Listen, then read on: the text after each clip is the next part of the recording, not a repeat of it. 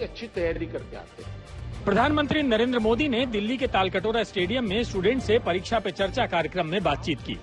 2 घंटे तक चले इस कार्यक्रम में मोदी ने परीक्षा और जीवन में तनाव पर बच्चों के सवालों के जवाब दिए। छात्रों को तनाव से निपटने के गुर सिखाते हुए प्रधानमंत्री ने कहा कि सामर्थ्य पर ध्यान देना जरूरी है। कार्यक्रम में पीएम ने ये भी कहा कि समृद्ध लोकतंत्र के लिए आलोचना जरूरी है, लेकिन कौन कर रहा है ये खास है।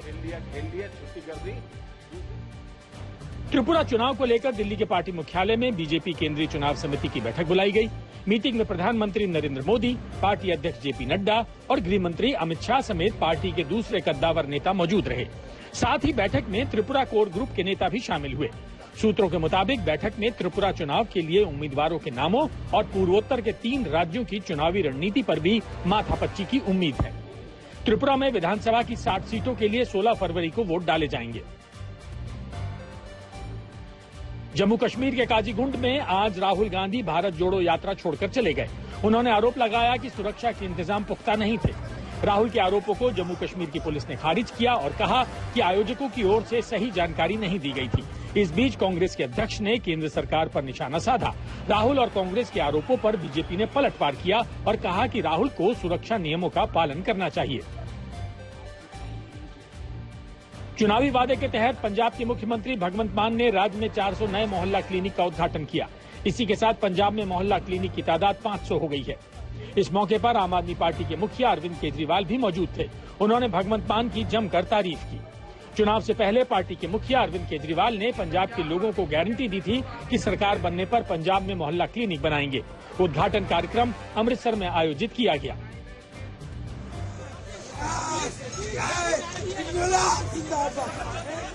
गुजरात दंगों पर बनी बीबीसी की डॉक्यूमेंट्री की स्क्रीनिंग को लेकर दिल्ली यूनिवर्सिटी के छात्रों और पुलिस में ठन गई। छात्रों का कहना था कि वो डॉक्यूमेंट्री देखना चाहते हैं, जबकि पुलिस उन्हें देखने नहीं दे रही है। वहीं पुलिस का कहना है कि यूनिवर्सिटी के आर्ट्स फैकल्टी के पास धारा 144 लागू है। यहाँ भीड़ जमा होने की इजाजत नहीं दी जा सकती। उधर कोलकाता में बीबीसी डॉक्यूमेंट्री को लेकर एसएफआई के छात्रों ने विरोध प्रदर्शन किया।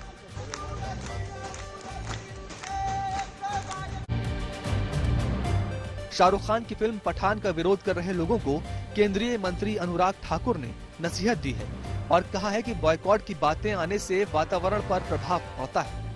वातावरण खराब करने के लिए कई बार पूरी जानकारी के बिना भी लोग कमेंट करते हैं तो उसका भी नुकसान होता है। ये नहीं होना चाहिए। उधर पठान को लेकर लोगों की दीवानगी बढ़ती जा रही है। शुरू के 2 दिनों में फिल्म ने रिकॉर्ड कमाई की है। 2 दिनों में बॉक्स ऑफिस कलेक्शन का आंकड़ा 125 करोड़ के पार पहुंच गया है। बागेश्वर धाम के पीठाधीश्वर धीरेन्द्र शास्त्री 3 दिनों के लिए उत्तराखंड पहुंच गए हैं। उन्होंने वीडियो संदेश जारी करके बताया कि वो प्रयागराज में आयोजित होने वाले महादरबार के लिए राज्य के साधु संतों को न्योता देने आए हैं। बाबा के उत्तराखंड में होने की खबर से उधम सिंह नगर में उनके समर्थकों ने जश्न मनाया। 2 फरवरी को प्रयागराज में धीरेन्द्र शास्त्री का महादरबार लगेगा, जिसके लिए तैयारियां जोरों पर हैं। अलीगढ़ मुस्लिम विश्वविद्यालय में धार्मिक नारे लगाने के मामले में छात्र की पहचान कर ली गई। वो पश्चिम बंगाल का रहने वाला है। यूनिवर्सिटी प्रशासन ने जांच कमेटी बनाई है और छात्र को निलंबित कर दिया है। उधर राज्य के मंत्री रघुराज सिंह ने नारे लगाने वाले छात्र को पाकिस्तान भेजने की बात कही है। आरोपी छात्र ने गणतंत्र दिवस कार्यक्रम के दौरान धार्मिक नारे लगाए थे, जिसका वीडियो वायरल होने के बाद विवाद बढ़ गया। शाहरुख खान की फिल्म पठान का विरोध कर रहे लोगों को केंद्रीय मंत्री अनुराग ठाकुर ने नसीहत दी है और कहा है कि बॉयकॉट की बातें आने से वातावरण पर प्रभाव पड़ता है। वातावरण खराब करने के लिए कई बार पूरी जानकारी के बिना भी लोग कमेंट करते हैं तो उसका भी नुकसान होता है। ये नहीं होना चाहिए। उधर पठान को लेकर लोगों की दीवानगी बढ़ती जा रही है। शुरू के 2 दिनों में फिल्म ने रिकॉर्ड कमाई की है। 2 दिनों में बॉक्स ऑफिस कलेक्शन का आंकड़ा 125 करोड़ के पार पहुंच गया है।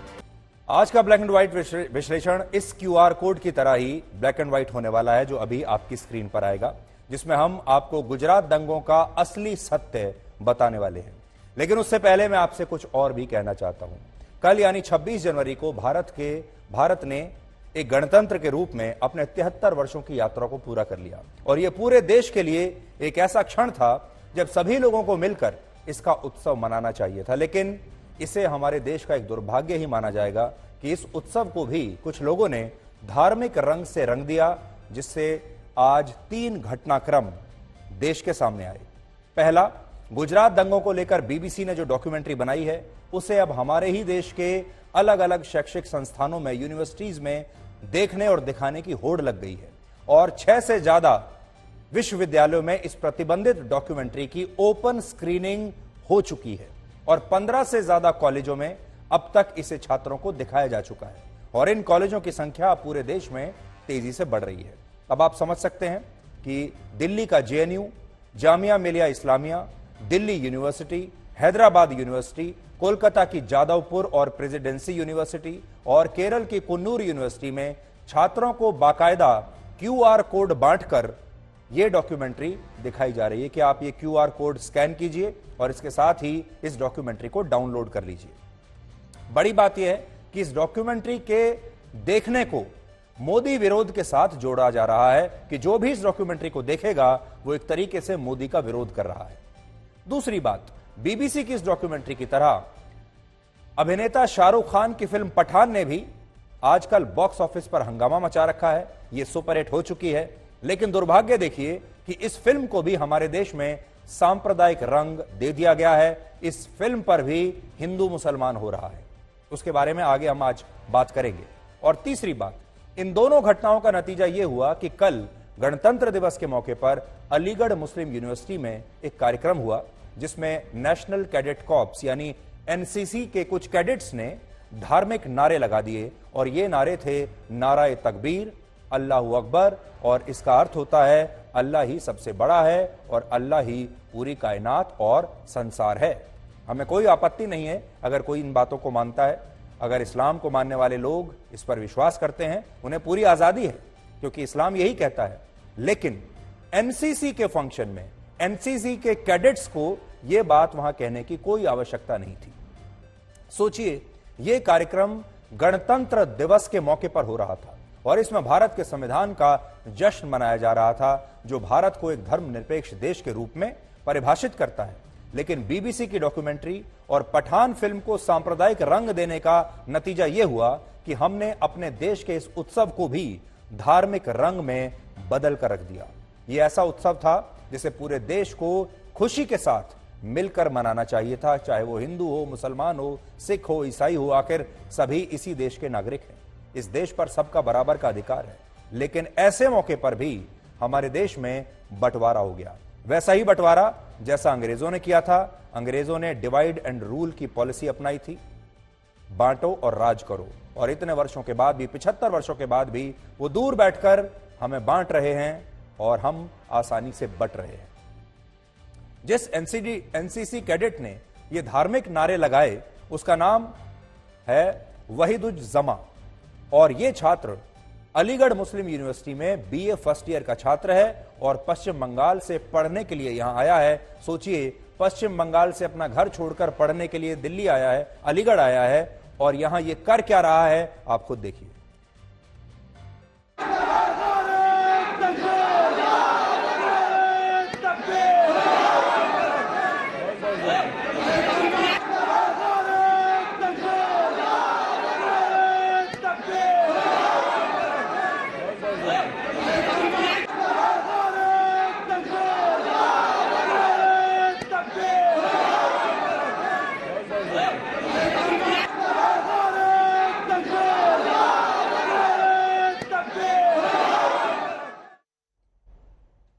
एनसीसी के किसी भी फंक्शन में इस तरह के धार्मिक नारों की मनाही है, यह नहीं हो सकता। और यह पहली बार हुआ है जब एनसीसी के किसी फंक्शन में एनसीसी के किसी कैडेट ने इस तरह के धार्मिक नारे लगाए हैं।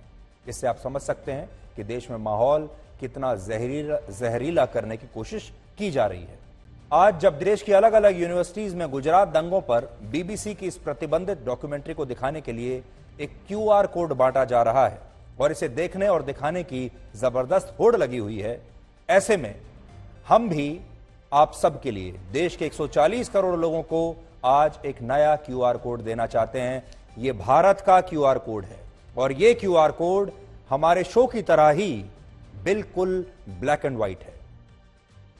आज अगर आप अभी हमें देख रहे हैं, अपना फोन खोलिए, उसका स्कैनर ऑन कीजिए या उसका कैमरा ऑन कीजिए और इस क्यूआर कोड को अभी से आप स्कैन कीजिए। इसे स्कैन करने पर आप गुजरात दंगों का सही पक्ष ब्लैक एंड व्हाइट में जान पाएंगे और गुजरात दंगों की जांच के लिए एसआईटी की उस क्लोजर रिपोर्ट और उसके बाद इसी मुद्दे पर सुप्रीम कोर्ट के फैसले की ऑर्डर की कॉपी भी आप यहां से पढ़ पाएंगे, जिसमें गुजरात दंगों को लेकर एक एक बात सच सच लिखी है और उसमें प्रधानमंत्री नरेंद्र मोदी को क्लीन चिट भी दी गई है। यह क्यूआर कोड इस समय आपकी टीवी स्क्रीन पर है और इसे आप अपने मोबाइल फोन के किसी भी क्यूआर कोड स्कैनर से स्कैन कर सकते हैं और आप चाहें तो इसे आप अपने मोबाइल फोन से भी इसी समय स्कैन कर सकते हैं। मैं इंतजार कर रहा हूं कि आप इसे स्कैन कीजिए।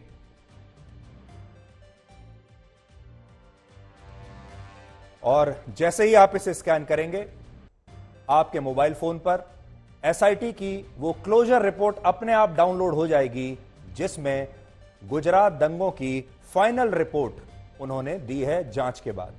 मैं आपको बड़ी स्क्रीन पर यह क्यूआर कोड यहां पर दिखा रहा हूं और अगर आपको मैं करके भी दिखाता हूं। यह जो क्यूआर कोड है, आप अपना कैमरा ऑन कीजिए। मैंने अभी अपना कैमरा ऑन किया है।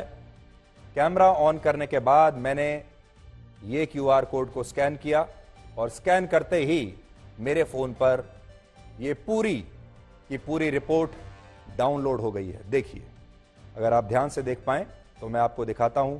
ये मेरे फोन पर पूरी की पूरी एसआईटी की क्लोजर रिपोर्ट और सुप्रीम कोर्ट का जो अंतिम फैसला है गुजरात के दंगों पर, वो डाउनलोड हो चुका है।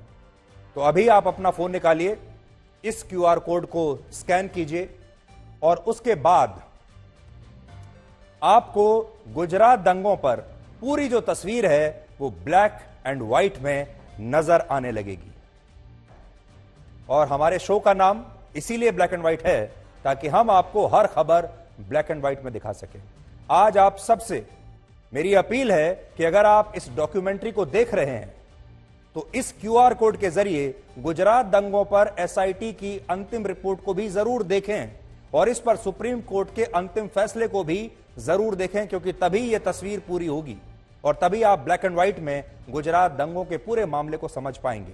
और आज आप फिर खुद यह फैसला कीजिए कि आपको अपने देश की सुप्रीम कोर्ट पर भरोसा है, अपने देश की एसआईटी पर भरोसा है या फिर बीबीसी की इस डॉक्यूमेंट्री पर भरोसा है। यह क्यूआर कोड फिर से आपकी स्क्रीन पर मैं डाल रहा हूं। क्यूआर कोड आप इस समय स्कैन कर सकते हैं और घर बैठे आपको गुजरात दंगों पर एसआईटी की रिपोर्ट आपके फोन में या लैपटॉप में आ जाएगी। आप उसे अच्छे से पढ़िए और देखिए कि एसआईटी ने अपनी जांच के बाद क्या कहा था।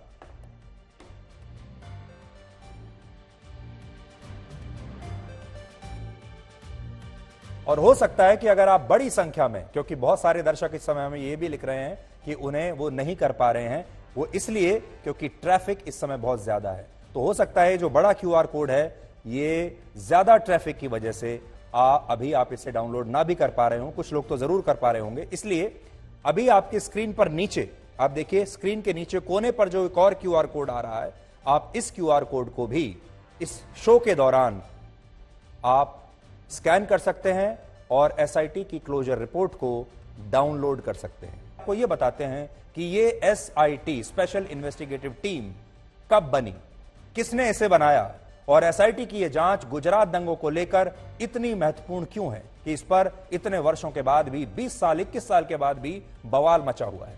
तो यह सारी कहानी शुरू होती है वर्ष 2006 में।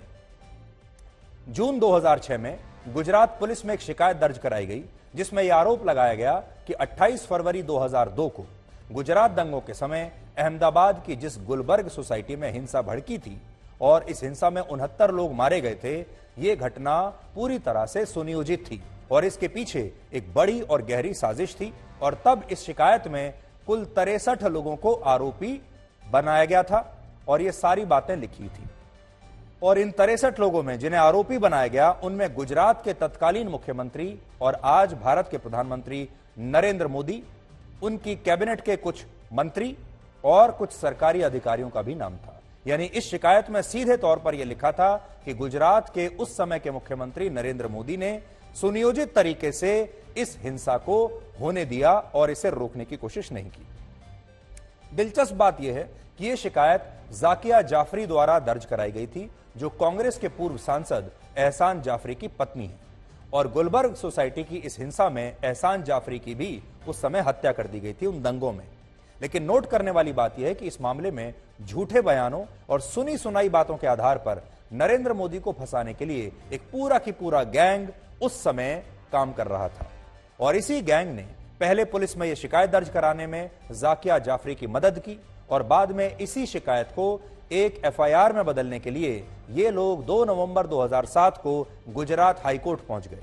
लेकिन हाईकोर्ट ने इस मांग को खारिज कर दिया और कहा कि इस शिकायत को एफआईआर में नहीं बदला जा सकता। लेकिन इसके बाद जो हुआ वो आपको हैरान कर देगा। जो लॉबी प्रधानमंत्री मोदी को किसी भी तरह गुजरात दंगों में फंसाना चाहती थी, उसने इसके बाद सुप्रीम कोर्ट में जाकिया जाफरी की तरफ से एक याचिका दायर की और कोर्ट से कहा कि वो इस मामले की जांच के लिए एक विशेष आदेश जारी करे। ये बात है वर्ष 2008 की, जब भारत में यूपीए की सरकार थी और प्रधानमंत्री थे डॉक्टर मनमोहन सिंह, और यूपीए की सरकार भी इस मामले में लगातार गुजरात की नरेंद्र मोदी सरकार पर दबाव बना रही थी। हालांकि जब 3 मार्च 2008 को जाकिया जाफरी ने सुप्रीम कोर्ट में अपनी याचिका दी, तब अदालत गुजरात दंगों की जांच के लिए पहले ही एक एसआईटी का गठन कर चुकी थी, और इसी वजह से सुप्रीम कोर्ट ने कहा कि जब एसआईटी गुजरात दंगों की जांच कर ही रही है तो सुप्रीम कोर्ट को लगता है कि इसमें गुलबर्ग सोसाइटी की घटना की भी जांच होनी चाहिए। और इस तरह एसआईटी ने इन दंगों पर अपनी जांच शुरू की, और एसआईटी को यह भी कहा गया कि आप जाकिया जाफरी की जो याचिका है और गुलबर्ग सोसाइटी में जो दंगा हुआ था उसकी भी जांच कीजिए। वर्ष 2008 से लेकर 2010 के बीच 2 साल में एसआईटी ने बहुत सारे लोगों से पूछताछ की, जिनमें मैं भी एक हूं, और इस दौरान उन सबूतों की पड़ताल की गई जो जाकिया जाफरी द्वारा दिए गए थे। लेकिन ये सारे सबूत, ध्यान से सुनिएगा, ये सारे सबूत जो जाकिया जाफरी ने दिए वो गलत पाए गए। और इससे भी बड़ी बात ये कि एसआईटी को तब यह पता चला कि पूर्व आईपीएस ऑफिसर संजीव भट्ट जो यह आरोप लगा रहे थे कि गुजरात दंगों से एक दिन पहले गोधरा कांड के बाद 27 फरवरी 2002 को हुई एक बैठक में वो मुख्यमंत्री नरेंद्र मोदी के साथ शामिल थे, और यह जो दावा उन्होंने किया था वो दावा गलत निकला। संजीव भट्ट लगातार यह आरोप लगाते रहे कि वो नरेंद्र मोदी की उन बैठकों में शामिल थे जहां यह बताया गया था कि दंगों को होने देना है, और बाद में यह पता चला कि ये सारे दावे झूठे थे, और ये जो आईपीएस हैं संजीव भट्ट, ये झूठ बोल रहे थे, वो ऐसी किसी बैठक में शामिल थे ही नहीं। जब बाद में रिकॉर्ड चेक किए गए तो पता चला कि संजीव भट्ट किसी बैठक में नहीं थे, जबकि वो ये कह रहे थे कि मैं बैठक में था और मेरे सामने ये हुआ।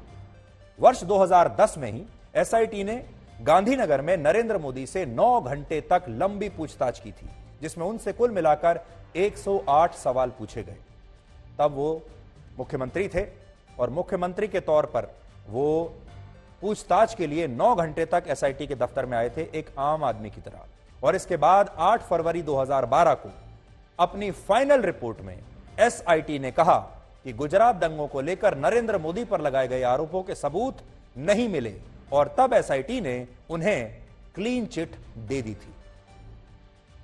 आगे बढ़ने से पहले आपके लिए जो समझना जरूरी है वो ये एसआईटी किसने बनाई? ये एसआईटी बनाई कांग्रेस के समय में, कांग्रेस की सरकार ने सुप्रीम कोर्ट के निर्देश पर यह एसआईटी बन गई। उस समय यूपीए की सरकार थी, कांग्रेस की सरकार थी, और सुप्रीम कोर्ट इसकी निगरानी भी कर रही थी।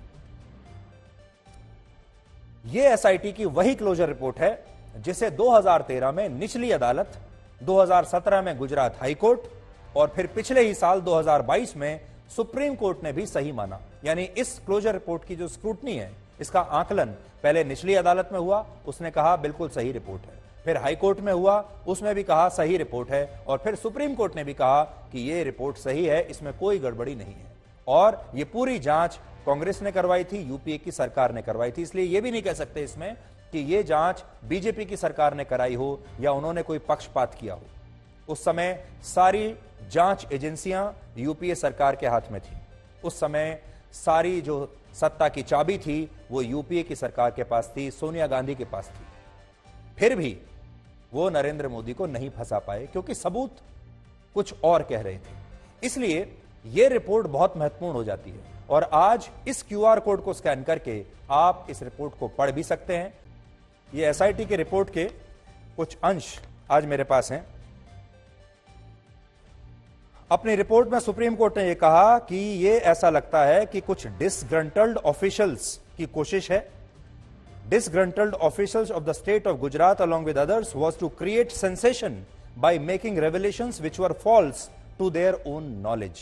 ये सुप्रीम कोर्ट कह रहा है, मैं नहीं कह रहा अपनी फाइनल रिपोर्ट में। This falsity of their claims had been fully exposed by the SIT after a thorough investigation. यानी ये कुछ लोग साजिश कर रहे थे, झूठ को फैला रहे थे, फेक न्यूज फैला रहे थे और SIT ने इन्हें पूरी तरह से एक्सपोज कर दिया। ये सुप्रीम कोर्ट कहता है। फिर सुप्रीम कोर्ट का यह भी कहना है to keep the pot boiling obviously for ulterior design, यानी ये सब 20 वर्षों तक ये खबर दबी क्यों नहीं, 20 वर्षों तक ये खबर लगातार चर्चा में क्यों बनी रही, इसलिए to keep the pot boiling, यानी इस पर राजनीति लगातार होती रहे, चर्चा होती रहे। और आप सोचिए ये कितना बड़ा दुर्भाग्य है कि 2002 में घटना हुई और उसमें भी 2023 में बीबीसी इतने वर्षों के बाद, 22-23 वर्ष के बाद, आज इस पर 21 वर्ष के बाद एक डॉक्यूमेंट्री बना रही है। यानी इस मुद्दे को जानबूझकर जिंदा रखने की कोशिश की गई, ऐसा सुप्रीम कोर्ट कह रहा है। फिर सुप्रीम कोर्ट का कहना है to sum up, we are of the considered opinion that no fault can be found with the approach of the SIT in submitting final report, dated, वो डेट लिखा हुआ है, which is backed by firm logic, expositing analytical mind and dealing with all aspects objectively for discarding the allegations regarding larger criminal conspiracy, for causing and precipitating mass violence across the state against the minority community during the relevant period. ये आपने देख लिया। उसके बाद SIT क्या कह रही है अपनी रिपोर्ट में, वो भी थोड़ा मैं आपको लेकर आया हूं। एसआईटी ने पहले एलिगेशन बताए हैं और फिर अपनी फाइंडिंग बताई है। Allegation, a statement was made by Shri Narendra Modi on 27/2/2002 in a meeting at his residence instructing the senior officers to allow the Hindus to give vent to their anger. आरोप था कि नरेंद्र मोदी ने मुख्यमंत्री रहते हुए अपने घर पर बैठक बुलाई और सरकारी अधिकारियों को, पुलिस अधिकारियों को, सीनियर ऑफिसर्स को कहा कि दंगों को होने दीजिए और हिंदुओं को अपना पूरा गुस्सा निकाल लेने दीजिए। यह आरोप लगता है बार बार। इस पर एसआईटी क्या कहता है, none of the officers that attended the meeting on 27/2/2002 have confirmed the alleged statement made by Shri Narendra Modi. उस बैठक में मौजूद एक भी अफसर ने यह नहीं कहा कि मुख्यमंत्री नरेंद्र मोदी ने उस समय ऐसी कोई स्टेटमेंट दी थी। संजीव भट्ट के बारे में एसआईटी लिखता है कि Sanjiv Bhatt, the then DCI security, was not present in the meeting। मतलब संजीव भट्ट तो प्रेजेंट ही नहीं थे, तो वो ये किस आधार पर कह रहे हैं कि ऐसा कहा गया। फिर एलिगेशन है, decision of the CM to transport dead bodies from Godhra to Ahmedabad with a view to parade them, the allegation is not established. इसको भी गलत बताया गया। फिर था, allegation is that there was undue delay in deployment of the army, यानी सेना की डिप्लॉयमेंट में जानबूझकर देरी की गई जिसकी वजह से दंगे होते रहे और लोग मरते रहे। इस पर एसआईटी की जांच कहती है, the SIT has come to a conclusion that there was no undue delay in the deployment of the army, यानी आर्मी की डिप्लॉयमेंट में कोई देरी नहीं की गई। फिर है that Gujarat government did not provide conductive atmosphere for rehabilitation of riot victims. जो लोग विक्टिम्स थे, इन दंगों के शिकार हुए, उनके रिहेबिलिटेशन के लिए सही माहौल गुजरात की सरकार ने बनने नहीं दिया। उस पर भी वो एसआईटी कहती है कि हमें इसके बारे में कोई ऐसी जानकारी नहीं मिली। The allegation is not correct as it believes that the government did everything for rehabilitation. अब आप खुद सोच सकते हैं कि एक एक करके जितने भी एलिगेशन थे एसआईटी ने उन सबको नकार दिया है।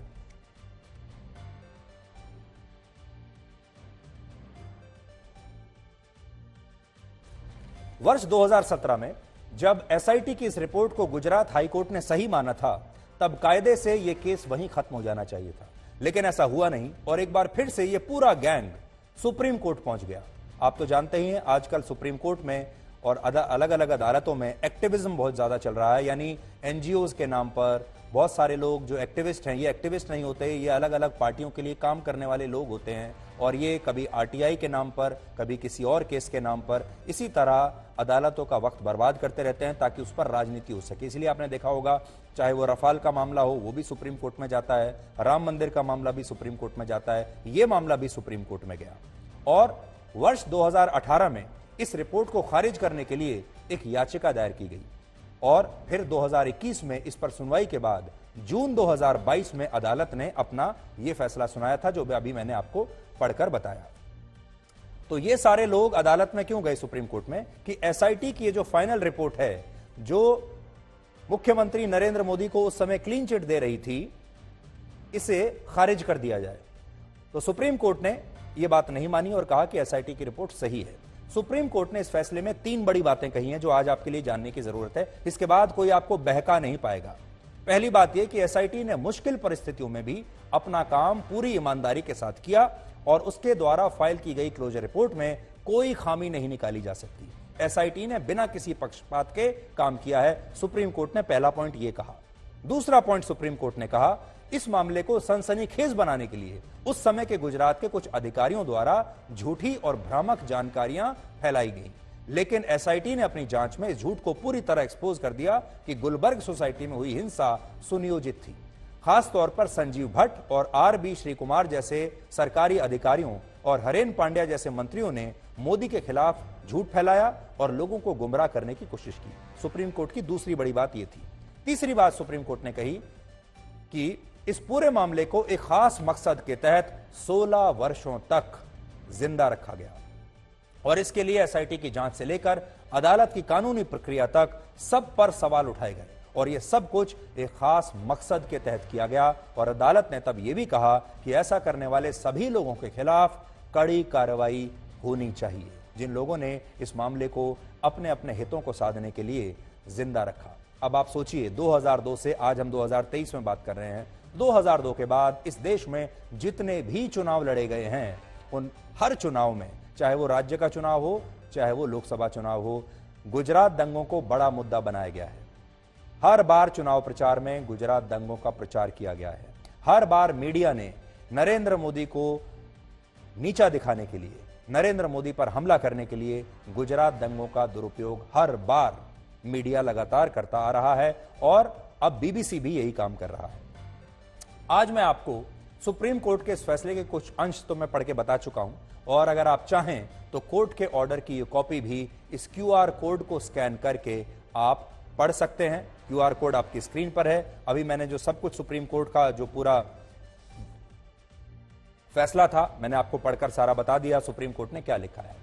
आज यहां पर मैं आपको एक और बात बताना चाहता हूं जो शायद आपको पता ना हो और यह बड़ी दिलचस्प बात है और मैं खुद इसका गवाह हूं।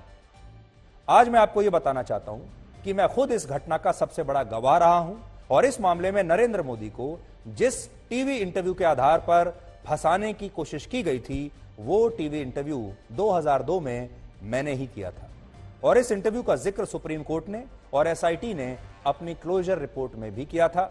और इस क्लोजर रिपोर्ट में इस इंटरव्यू के बारे में क्या लिखा था मैं आपको पहले पढ़कर बताता हूं और फिर बताता हूं कि उस दिन क्या हुआ था और कैसे उस इंटरव्यू का राजनीतिक हितों के लिए दुरुपयोग किया गया।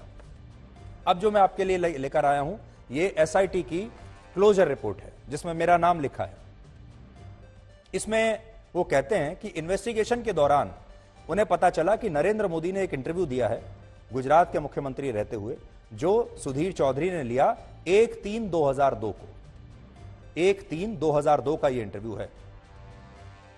इसके बाद उन्होंने मुझे पेश होने के लिए एसआईटी के दफ्तर गांधीनगर बुलाया और मुझसे भी लंबी पूछताछ की और मैंने जो बयान दिया उसके आधार पर एसआईटी ने यहां लिखा है कि सुधीर चौधरी ने हमें बताया ही stated that he attended a press conference held by Shri Narendra Modi on 1/3/2002 at a circuit house at the outskirts of Gandhinagar. He has further stated that Shri Modi was known to him and that he had interviewed him earlier several times in Delhi. Shri Sudhir Chaudhary has further stated to have requested Shri Modi for a short interview after the press conference and to which the latter agreed, and as such he was interviewed for 10 minutes. मैंने उनका 10 minute का ही interview किया था.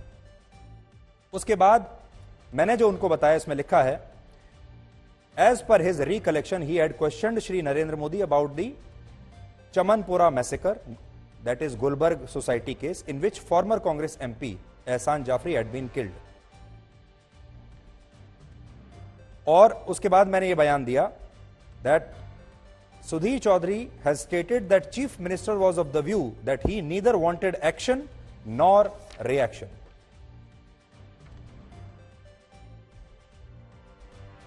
तो आप देखिए उस interview में, आपने भी उस इंटरव्यू के बारे में मशहूर बड़ा वो इंटरव्यू हुआ था जिसमें ऐसा मिसकोट करके कहा जाता है कि प्रधानमंत्री मोदी ने कहा था कि हर एक्शन का एक रिएक्शन होता है, जबकि उन्होंने कहा यह था कि ना एक्शन होना चाहिए ना रिएक्शन होना चाहिए, ना क्रिया होनी चाहिए ना प्रतिक्रिया होनी चाहिए. मैं क्रिया को भी रोकना चाहता हूं और मैं प्रतिक्रिया को भी रोकना चाहता हूं, उन्होंने कहा यह था. लेकिन कोट यह हुआ कि उन्होंने कहा कि हर क्रिया की एक प्रतिक्रिया होती है, और फिर इसी इंटरव्यू के तहत इसका दुरुपयोग बाद में किया गया.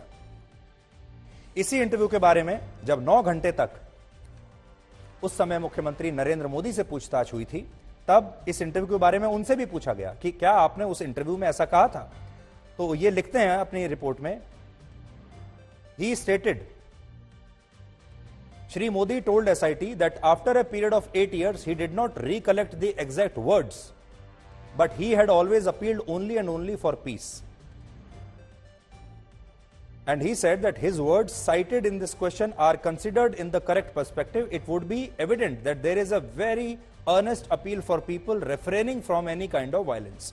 उन्होंने कहा कि मैंने उस इंटरव्यू में भी और उसके बाद भी लगातार शांति बनाए रखने की ही अपील की है. तो अपने तजुर्बे से मैं आपको ये बता सकता हूं कि ये इंटरव्यू मैंने किया, और उसके बाद यहां यूपीए की सरकार थी 2008 में, 9 में, 10 में, और हर तरह का दबाव उस समय डाला गया कि इस इंटरव्यू में मैं जाकर ये गवाही दे दूं कि वाकई में उस समय मुख्यमंत्री नरेंद्र मोदी ने ऐसा ही कहा था. बस इतना कह देना था. ये बहुत दबाव डाला गया उस समय. कई ऐसे नेता थे जिन्होंने कहा कि आप वहां जाइए, एक बार नहीं दूसरी बार मौका देते हैं, दूसरी बार नहीं एक बार और तीसरा मौका देते हैं, ये आखिरी मौका है, अब आप जाकर कहिए कि मुझे याद आ गया. और मुझे याद आ गया, और उन्होंने ऐसा ही कहा था. लेकिन तब भी मैंने सच का ही साथ दिया था. इसलिए आपको मैं यहां बता रहा हूं कि मैं इस मामले का चश्मदीद गवाह हूं. मैं गुलबर्ग सोसाइटी में भी रिपोर्टिंग करके आया था, मैंने ये इंटरव्यू भी किया था, और उसके बाद जब एसआईटी की जांच चल रही थी तब कांग्रेस की सरकार कैसे कैसे दबाव बनाती थी, कैसे कैसे दबाव डालती थी कि गलत बयानी हो जाए और किसी तरह यह साबित हो जाए कि नरेंद्र मोदी का हाथ इसमें है, उसका भी मैं सबसे बड़ा गवाह हूं. आज मैं एक पुस्तक का भी जिक्र करना चाहता हूं जिसका नाम है अ रोड वेल ट्रेवल्ड, और यह पुस्तक लिखी है सीबीआई के पूर्व डायरेक्टर आर.के. राघवन ने, और आर.के. राघवन ही गुजरात दंगों की जांच करने वाली इस एसआईटी के प्रमुख थे. ये बहुत इंपॉर्टेंट बात है. इस एसआईटी के, जिसकी रिपोर्ट मैं अभी आपको बता रहा था, इसके प्रमुख थे आर.के. राघवन, और आर.के. राघवन ने ये किताब लिखी थी. देखिए, ये उनकी ऑटोबायोग्राफी है, यानी उनकी कहानी है, और इस किताब के पेज नंबर 195 पर उनकी कहानी भी लगभग वैसी ही है जो कहानी मैं आपको बता रहा हूं कि जैसे मुझ पर दबाव डाला गया कि मैं ये बात झूठ बोल दूं कि इंटरव्यू में उन्होंने ऐसा कहा था, और ये बात साबित नहीं हो सकती थी इसलिए क्योंकि वो इंटरव्यू अब मौजूद ही नहीं है. 2002 में जो इंटरव्यूज हुआ करते थे तब डिजिटल युग नहीं था, तब यूट्यूब नहीं था, तब किसी तरह की इस तरह की कोई टेक्नोलॉजी नहीं थी कि कोई चीज टेलीकास्ट हो जाए तो वो यूट्यूब पर या बाद में डिजिटली मिल जाए, इसलिए वो इंटरव्यू मिला नहीं. और उस समय क्योंकि वो इंटरव्यू नहीं है इसीलिए उसका दुरुपयोग करने की कोशिश की गई. इसमें एसआईटी प्रमुख लिखते हैं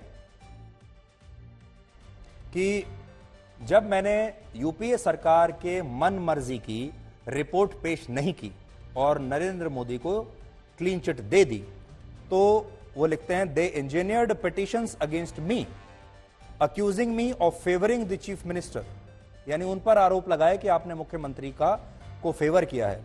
the grapevine had it that they misused central agencies to monitor my telephonic conversations.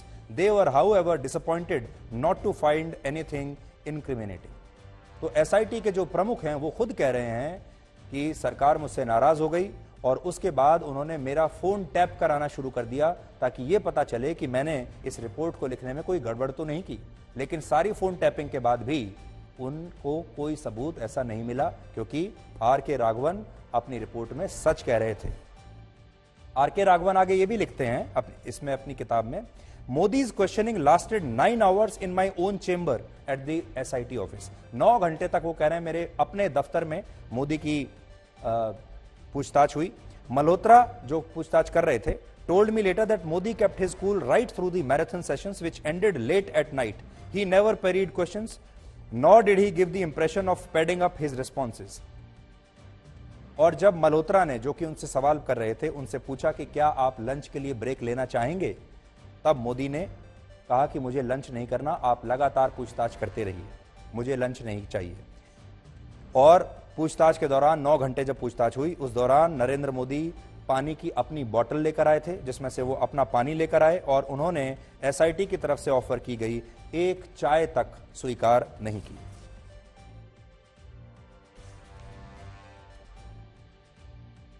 तो ऐसा इसमें लिखा है। यहां पर हम आपको फिर से ये QR कोड आज दिखाना चाहते हैं, और आप चाहें तो अभी इसकी एक तस्वीर खींच सकते हैं, और हम चाहते हैं कि आप इसे ज्यादा से ज्यादा लोगों को फॉरवर्ड करें, शेयर करें, ताकि SIT की ये क्लोजर रिपोर्ट और सुप्रीम कोर्ट की रिपोर्ट ज्यादा से ज्यादा लोगों तक पहुंच पाए। क्योंकि अभी हो ये रहा है कि जिस देश ने भारत को लगभग 200 वर्षों तक बांटो और राज करो की नीति के तहत अपना गुलाम बनाकर रखा, उसी देश का एक सरकारी चैनल आज फिर से वही काम कर रहा है। और उस जमाने में हमारे ही देश के कुछ लोग ऐसे थे जिन्होंने हमारे साथ गद्दारी की थी और अंग्रेजों का साथ दिया था। वैसे ही कुछ लोग आज भी हैं जो BBC की इस डॉक्यूमेंट्री का QR कोड बनाकर लोगों को बांट रहे हैं। आपको अगर देखनी है वो BBC की डॉक्यूमेंट्री देखिए, लेकिन आज हमारा आपको ये कहना है कि एक नहीं दूसरा QR कोड भी रख लीजिए। डॉक्यूमेंट्री देखने के बाद ये क्लोजर रिपोर्ट जरूर पढ़िए, और सुप्रीम कोर्ट की जो रिपोर्ट है उसे भी जरूर पढ़िए, और फिर अपना दिमाग लगाइए और सोचिए कि कौन सच कह रहा है, कौन झूठ। आपको अपने देश की संस्थाओं पर भरोसा है, अपने देश के अफसरों पर भरोसा है, अपने देश की सुप्रीम कोर्ट पर भरोसा है, या फिर ब्रिटेन के इस सरकारी चैनल पर भरोसा है। आज अगर आप देखेंगे तो BBC की डॉक्यूमेंट्री को लेकर हमारा देश 2 भागों में बट गया है। इस डॉक्यूमेंट्री को दिखाने के लिए हमारे देश के शैक्षिक संस्थानों का इस्तेमाल हो रहा है। ये तस्वीरें दिल्ली की अंबेडकर यूनिवर्सिटी की हैं, जहां आज इसी डॉक्यूमेंट्री को दिखाने के लिए छात्र नेताओं और संगठनों द्वारा बड़ा हंगामा किया गया, और इस दौरान इन छात्रों द्वारा आजादी के नारे लगाए गए। लेकिन सवाल यह है कि इन छात्रों को आखिर किससे आजादी चाहिए? हम तो 75 साल पहले आजाद हो चुके, अब किससे आजादी चाहिए?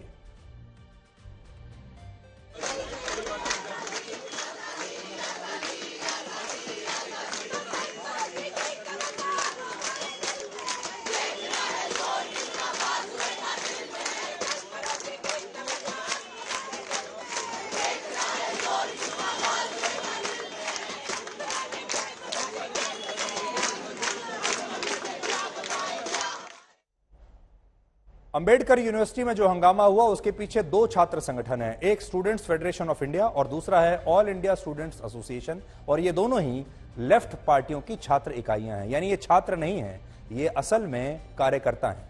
और बड़ी बात यह है कि इन छात्र नेताओं द्वारा आज यूनिवर्सिटी में डॉक्यूमेंट्री की स्क्रीनिंग करने के लिए QR कोड बांटे गए, लेकिन इस दौरान यूनिवर्सिटी में बिजली की सप्लाई बंद कर दी गई और छात्रों को कहा गया कि वो ऐसा कोई भी कदम ना उठाएं जिससे यूनिवर्सिटी की शांति भंग हो।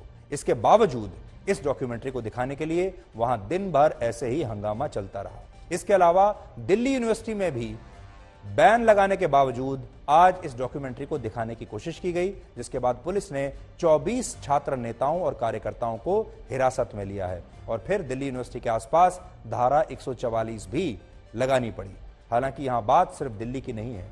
आज मुंबई में एक स्टूडेंट यूनियन ने Tata institute of social sciences के प्रबंधन को एक चिट्ठी लिखी, जिसमें कहा गया कि ये स्टूडेंट यूनियन इस इंस्टीट्यूट के सभी छात्रों को 28 जनवरी को BBC की ये डॉक्यूमेंट्री दिखाना चाहती है और उन्हें इसकी मंजूरी मिलनी ही चाहिए। इसके अलावा कोलकाता की जादवपुर यूनिवर्सिटी में कल 26 जनवरी के मौके पर गणतंत्र दिवस पर सोचिए छात्रों को ये डॉक्यूमेंट्री दिखाई गई, जबकि यूनिवर्सिटी प्रशासन ने इसके खिलाफ एडवाइजरी जारी की थी। और इस डॉक्यूमेंट्री का QR कोड कोविड की तरह हमारे देश के शैक्षिक संस्थानों में फैल रहा है, एक वायरस की तरह। यह असल में एक वायरस है।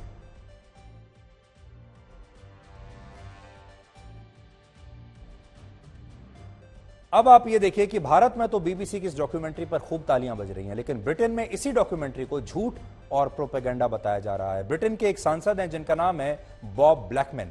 उन्होंने कहा है कि इस डॉक्यूमेंट्री में जितने भी दावे किए गए हैं वो सारे दावे अपमानजनक और गलत हैं और इसके जरिए प्रधानमंत्री मोदी के सम्मान को ठेस पहुंचाने की कोशिश की गई है। कि आज मध्य प्रदेश के इंदौर में भी ऐसा ही एक प्रोटेस्ट हुआ, काफी हंगामा हो रहा है। बीबीसी की इस डॉक्यूमेंट्री की तरह शाहरुख खान की फिल्म पठान को लेकर भी हमारे देश में बड़ा हंगामा हो रहा है और इस फिल्म को अब सांप्रदायिक रंग दे दिया गया, यानी एक नहीं दो मुद्दे हो गए। और अब आपको मध्य प्रदेश के इंदौर की ये तस्वीरें देखिए, जहां 25 जनवरी को पठान फिल्म के खिलाफ बजरंग दल के कुछ लोगों ने विरोध प्रदर्शन किया और आरोप है कि इस दौरान इस विरोध प्रदर्शन में इस्लाम विरोधी नारे लगाए गए थे, जिसके बाद पुलिस ने 4 लोगों को गिरफ्तार किया। लेकिन इसके बाद मुस्लिम समुदाय के लोग भी सड़कों पर उतर आए और इन लोगों ने इस विरोध प्रदर्शन का नेतृत्व करने वाले व्यक्ति का सिर तन से जुदा करने के नारे लगाए। सिर तन से जुड़ा होने के जो नारे लग रहे थे वो भी आप देखिए।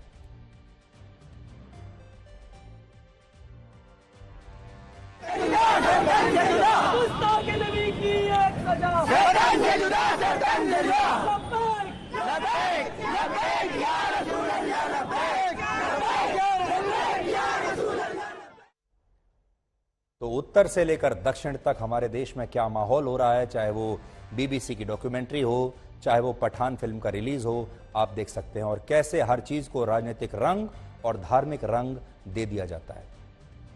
कहते हैं जब सारे रास्ते बंद हो जाते हैं तब ऊपर वाला ही अकेला होता है जो आपको आखिरी रास्ता दिखाता है, और फिल्म स्टार शाहरुख खान के लिए ऊपर वाले ने वही रास्ता आखिर में खुद ही खोल दिया।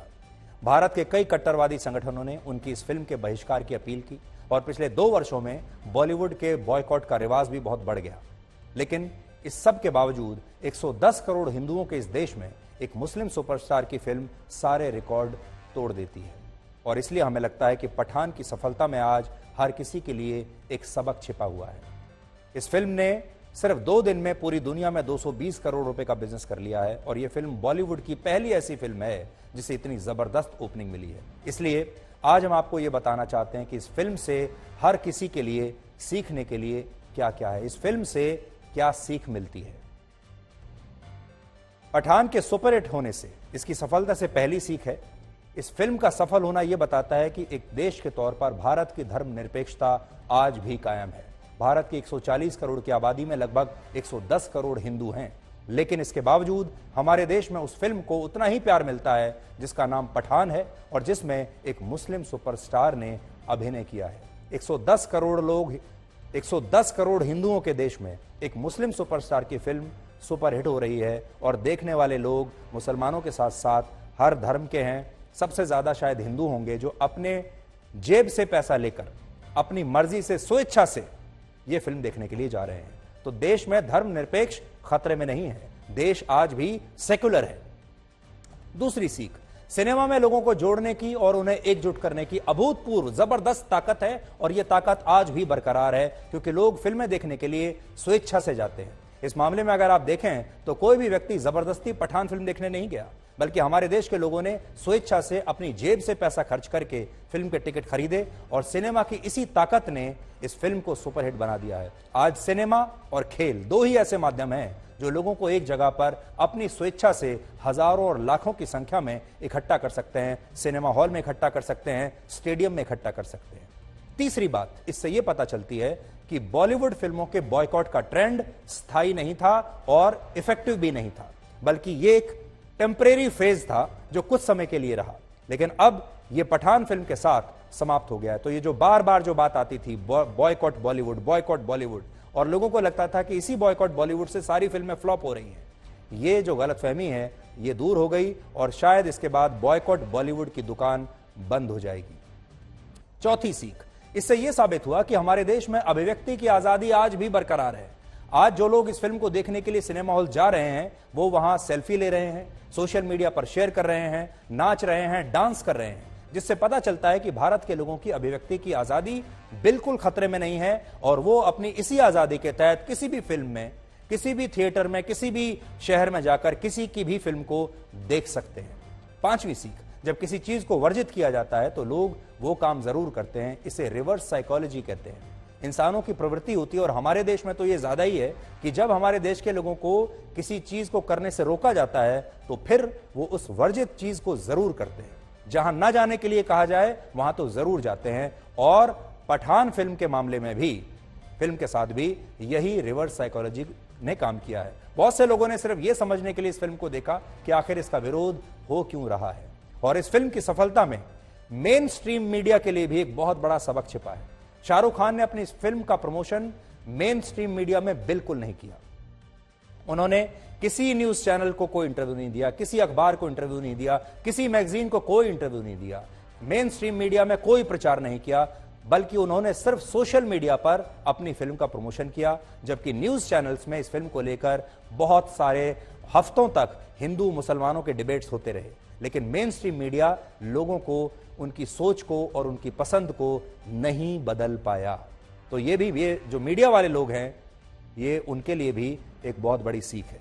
और आखिरी सीख ये है कि जब शाहरुख खान के बेटे आर्यन खान का नाम ड्रग केस में आया था, वो उनके जीवन का सबसे मुश्किल समय था।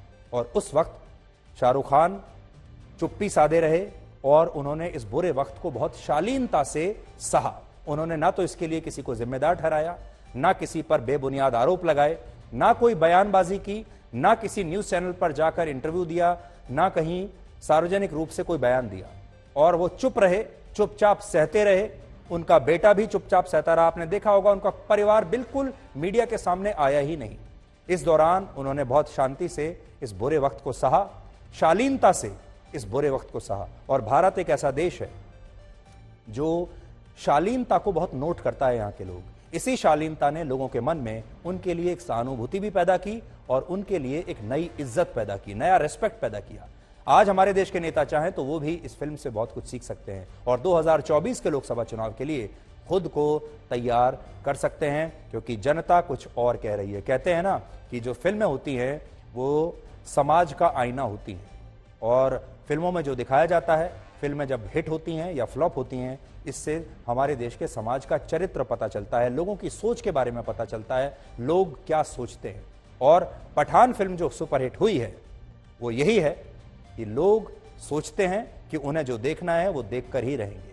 सबसे बड़ी बात मैं फिर आपसे जो कह रहा हूं, 110 करोड़ हिंदुओं के इस देश में शाहरुख खान की फिल्म हिट होने का मतलब बहुत बड़ा है। और इससे बड़ा कोई सबूत नहीं हो सकता कि भारत का जो हिंदू है वो आज भी उदार है, वो आज भी फिल्मी हीरो का धर्म देखकर फिल्म देखने के लिए नहीं जाता, वो आज भी एंटरटेनमेंट के लिए जाता है। और एंटरटेनमेंट निष्पक्ष होता है, धर्मनिरपेक्ष होता है। और भारत का धर्मनिरपेक्ष होने का इससे बड़ा सबूत और कुछ नहीं हो सकता। और अगर जीवन में सफलता प्राप्त करनी है तो मेहनत पर विश्वास करें, क्योंकि किस्मत की आजमाइश तो जुए में भी होती है।